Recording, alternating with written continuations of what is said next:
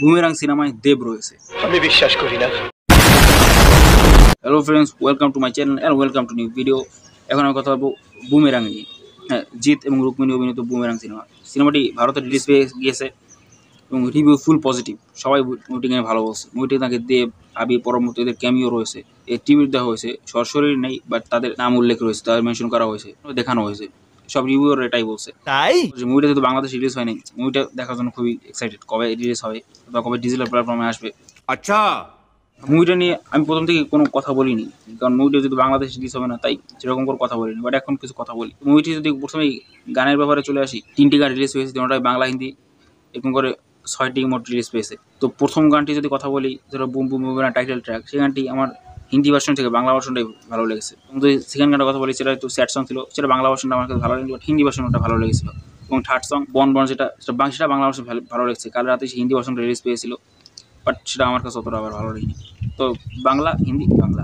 মুভির পোস্টারের কথা বলি, প্রথম থেকে পোস্টারগুলো খুব ভালো ছিল এবং টিজার ট্রেলার তো অসাধারণ হয়েছে। এবং জিদ্দা যে প্রমোশন করেছে বা বুমেরাং মুভিটি, এটা অসাধারণ। বিশেষ করে রুক্মিণীকে যখন নিয়েছে, তখন দেব ফ্যান্সরাও দেখার জন্য আগ্রহ হয়েছে যে রুক্মিণীকে যেহেতু নিয়েছে, তাহলে অবশ্যই কোনো গুরুত্বপূর্ণ রোলই হবে। এটা গুরুত্বপূর্ণ, যেহেতু রুক্মিণী ডাবল রোল, একটি রোবট এবং একটি মানুষ।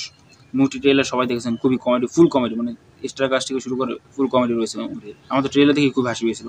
মুভিটি সবাই বলছে খুব হাসাহাসি, first to last full comedy movie. ক্লাইম্যাক্সও নাকি খুব বড় চমক রয়েছে, সেকেন্ড পার্ট আসার সম্ভাবনা রয়েছে। জিতও ডাবল রোল থাকতে পারে, একটি রোবট জিত বা সুপার হিরো জিত এবং একটি মানুষ জিত। আমরা প্রথম থেকেই দেখেছিলাম, যখন মুভিটি পোস্টার বা টিজার এসেছিল, মুভিটির হাইপ যেরকম উপরে গিয়েছে, আবার যখন গানগুলো এসেছিল, মুভিটির হাইপ তখন নিচের দিকে নেমেছে। এখন মুভিটি রিলিজ পেয়ে গেছে, এখনো জিতে নাই। তোমার কথা শুনে মনে হইতেছে তুমি বিরাট জ্ঞানী মানুষ হয়ে গেছো। মুভিটি আশা করছি বক্স অফিসে সুপার হিট ব্লকবাস্টার হবে। এবং যারা বলেছিল মুভিটা কপি, তেরি বা তোমার চল দিয়া, ভাই কোনো কপি নেই। আমি যদি দেখিনি, বাট আমি ইউটিউবে যত রিভিউ আছে, সব রিভিউ দেখা শেষ আমার। কোনো রিভিউতে কেউ নেগেটিভ বলেনি মুভিটিকে, কেউ বলেনি যে মুভিটা কারো কোনো মুভিতে কপি।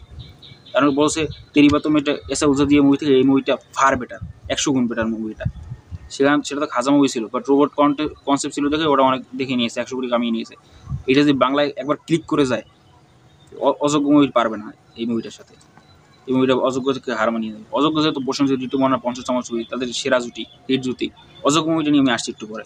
ওভারঅল বুমেরাং মুভিটি নিয়ে কথা বললে, মুভিটি এই পর্যন্ত তা শুনেছি, সবার রিভিউ দেখা শেষ। মুভিটির জন্য ফুল এক্সাইটেড।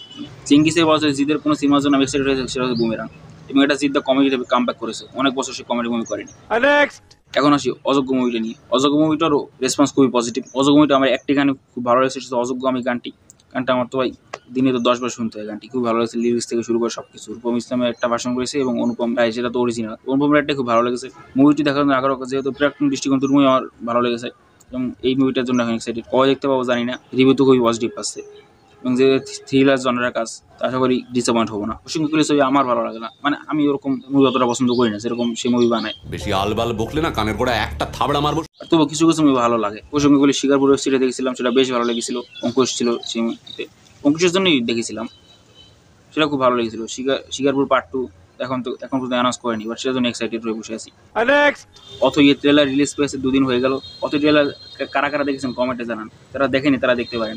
আমি অথল স্টোরিটা পড়েছি, সেটা জানি কীরকম, তাই মুভিটি সম্পর্কে ধারণা করতে পারছি যে ক্লাইম্যাক্সে বা এন্ডিং কী হবে। বাট যেহেতু এটা বাংলা অ্যাডাপ্টেশন, কিছু চেঞ্জ তারা করেছে।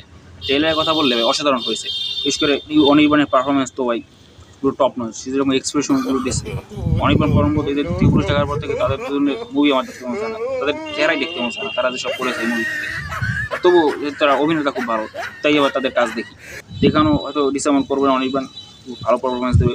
ট্রেলারটা ওভারঅল আমার কাছে বেস্ট লেগেছে। ট্রেলারটা ডিটেলস লেগেছে, আর 2 মিনিটের বেশি ট্রেলারটা বাট একটু বোরিং লাগে না।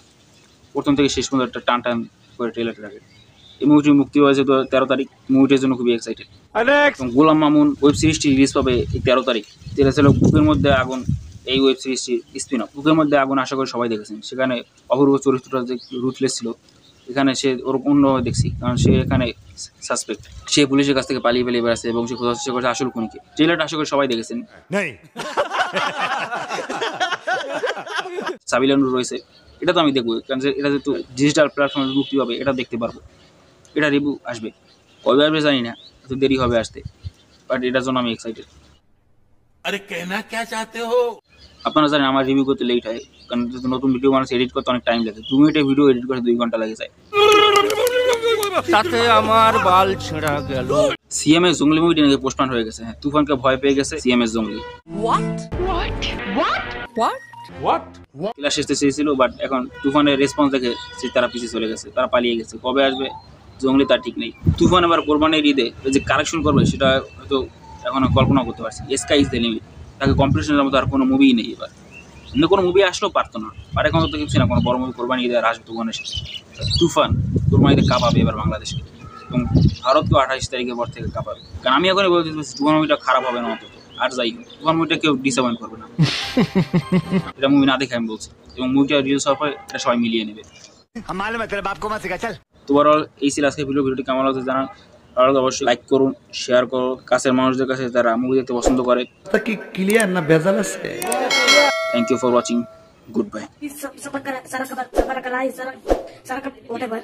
Please,